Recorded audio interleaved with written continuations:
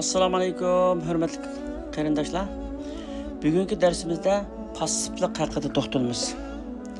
Passivlik o'zini o'ltirganlik bilan tengdir. Men bu ishni bajarolmayman.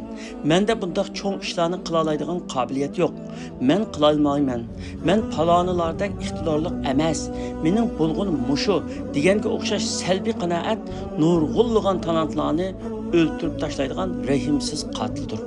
Psixologiya mutaxassislarining yakunlashicha, qila olmayman deydigan odamlar umuman ijobiy kishilar bo'lib, ular hayotida oddiy bo'lsa-mu go'zal ishlarni qaldira oladi. Ammo qila olmayman deydigan insonlar umuman salbiy insonlar bo'lib, ular o'zlaridagi qobiliyatning maydonga chiqishiga, talentining beh urishiga to'sqinlik qildi ekan. Natijada o'zidagi Alloh taolo ato qilgan javharlarni ochmayla go'rgelib ketdi ekan. Alloh taolo insonlarga har xil qobiliyat, talantlarni va alohidliklarni ato qilgan. Biride bo'lmagani yana biride bo'ladi. Har bir insonning o'ziga xos qobiliyati va talanti bo'ldi. Afsuski, nurg'un kishilar o'zlaridagi salbiy qanoat sababli ne qobiliyatini, ne talantini o'ttirga chiqara olmay, o'ziga va boshqalarga manfaat yetkazolmay olamdan ketib qoladi. Ijobiylik babida payg'ambarlar butkul insoniyatga o'lgan. Peygamberimiz Hazreti Muhammed sallallahu aleyhi ve sellem'nin tağısı Abu Talib'ga Allah'ның namı bilen qasam qilmanki, ular o'ng tarafimga quyoshni, sol tarafimga oyni qo'ysumu bu ishdan voz kechmayman deganligi va oxiri g'alaba qilganligi buning tipik misoli. Kuveyt'te chiqadigan Al Mujtama jurnalining 2012-yili 13 aprel sonida e'lon qilgan Fordning g'alabasi degan bir maqolada mundaq deb yozilgan. Eng qadimiy avtomobil Fordning ijodkori Henry Ford aslida bir elektr energiya shirkatida ishlaydigan oddiy bir ishchi edi.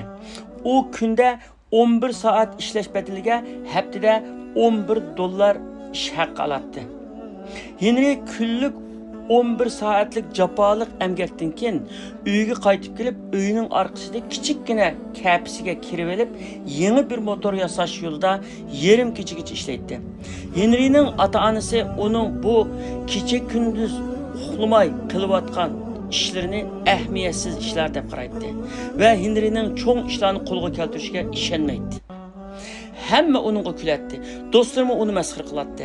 Faqat uning ayoli uningga ishonch qiladi va uning kelgusida katta bir ishni amalga oshiradiganligini shaklanmaydi. Shunga u eriga hamisha madad beradi.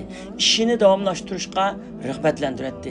Kechalari uning bilan birga shu kichikkina kapsida uningga hamroh bo'ladi.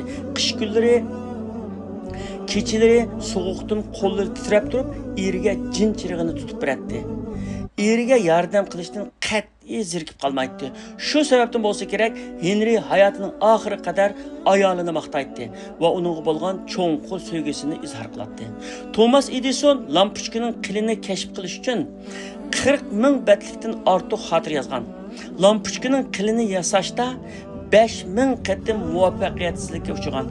Lampochka bugungi kunda hech bir hayron qolarlik ish emas, ammo 1880-yildan burun elektr chiroq texi umum yuzlik ishlatilmagan bo'lib, shu chaqda may nurliq chiroqlar eng moda bo'lgan. Onun için nihayet zor kuch sarf qilishga va izlanishga to'g'ri keladi. Ba'zi olimlar uni bir sarang deb masxir qildi. Ba'zilar uni quruqlab aytayotdi, uxlamay tush ko'ryotdi deb mazoq qildi. Yana bir qancha olimlar matematika orqali uning bu tadqiqoti muvaffaqiyat qozonolmaydi deb isbotlama berdi. Lekin Edison boshdan oxir tulib toshgan ishonch bilan sinoq qildi. U kecha kunduz to'xtamay bütün zihnini lampochka qilini tajriba qilishga sarf qildi. Faqat o'simlik turidan 6000 xildan ortiqini tajriba qildi. Uning tajriba xotirasi 200 dan oshdi. Jam'i 4000 betdan ortiq bo'lib, mushuningga ilgari keyin bo'lib 3 yildan ortiq vaqt sarf qildi.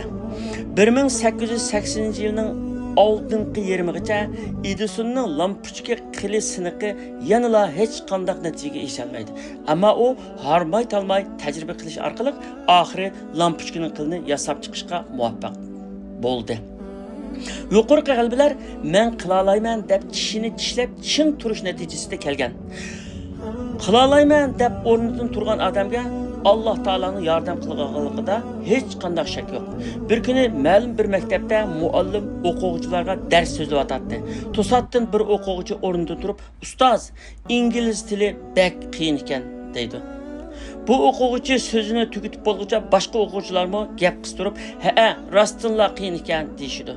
Sinfdagilarning hammasi xuddi oldin kelishib olgandaklar, hammasi ingliz tili darsining qiyin ekanligini har xil ifodalar bilan ifodalashga boshlaydi. Muallim bir oz turib olgandan keyin o'quvchilarga "Undaqda bugun dars yo'q. Darsning o'rniga o'yin o'ynaymiz" deydi. O'quvchilar xushal bo'ladi. Andin muallim doskaga ağzı kichik bir shishining rasmini chizib, uning ichiga bir to'qining rasmini chizdi. Andin o'quvchilardan, "Aranglardan kim bu shishining ichidagi to'qini shishini sundurmasdan, to'qinini o'ltirmasdan chiqara oladi?" deb so'raydi. O'quvchilar har xil fikrlarni o'ttirib qo'ygan bo'lsa-mu, bu ishni bejirilmaydi va hammasi chorasiz qoldi. Oxirida o'quvchilarning biri o'rnidan turib, "Ustoz, bu to'qini bu shishining ichidan qat'iy chiqarg'il bo'lmaydi. Faqat shishining sundirilishi yoki to'qini o'ltirish bilanla chiqarg'il bo'ldi" deydi. Muallim, "Yo'q, shishini sundirmasdan, to'qinini o'ltirmasdan chiqarish shart" deydi. Andin heliqi o'quvchi muallimga jiddiylik bilan, "Ustoz, undaqda bu to'qini shishining ichiga kim kirgizgan bo'lsa, o'zi chiqara oladi" deydi. O'quvchilarning hammasi kulib ketdi. Ularning kulgisi tugamasdan muallim so'ziga boshlab, "To'g'ri, bu javob joyida, to'g'ri javob bo'ldi. Shishiga to'qini kim salgan bo'lsa, uni o'zi chiqarishi lozim. Xuddi shuningdek, sizlar minganglarga selib olgan ingliz tili darsligi qiyin deydigan tushunchani faqatla o'zinglar chiqara olasizlar. Chunki sizlar kallanglardagi inglizcha dars qiyin deydigan tushunchani chiqarib etmasanglar, men darsni qanchalik yaxshi sharhlab bersam-mu, qanchalik o'ng'aylashtirib tushuntirsam-mu, g'alaba qila olmayman" deydi. Yuqoridagi qissada o'quvchilar bir to'qini shishining ichiga sulab qo'yibdi.